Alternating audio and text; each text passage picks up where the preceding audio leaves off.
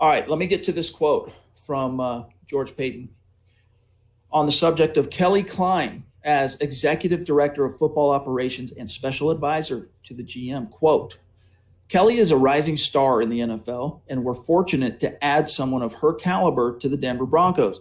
Having worked with her for 9 years in Minnesota, Kelly has a strong understanding of all aspects of football operations and player evaluation, along with outstanding leadership qualities. She'll be a tremendous resource with her experience on the pro and college sides, as well as her knowledge of our grading scale and football calendar, close quote. So, Zach, one thing really important here. George Paton rolled with the grading system that John Elway and Matt Russell had established, along with Brian Stark, the director of college scouting.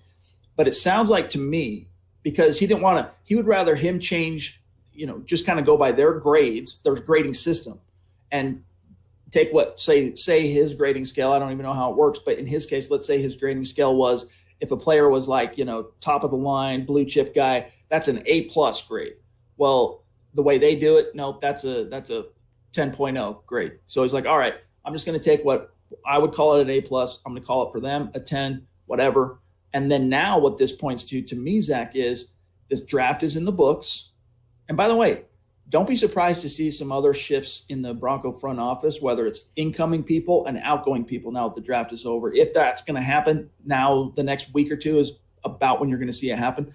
But this tells me that officially the system that he used that was in place already, even though it had a utility and they got through and had a pretty well lauded draft, they're going to switch back to the one he was comfortable with and used to in Minnesota. And she's going to be a big part in helping to assimilate that for the Broncos. Exactly. And this could be a giant prelude and a foreshadow to what Paton could do next offseason if Fangio doesn't work out this year, because he's going to get his own guys and gals in the building and get his own coaches, his own scouts, his own right-hand people next to him, because it's familiarity. He doesn't necessarily know Brian Stark. He doesn't necessarily know anyone in the Broncos building. They were all foisted upon him. But now that it's his job and his baby and he's given full autonomy, and by the way, does this now prove that it's Paton's team? I mean, there was lingering questioning out there as to whether Elway was pulling the strings from behind. No, Elway is out of the picture. He has an office, and that's about it. It is Paton's team and Paton's operation, and he's going to continue to surround himself with people that think exactly like he does.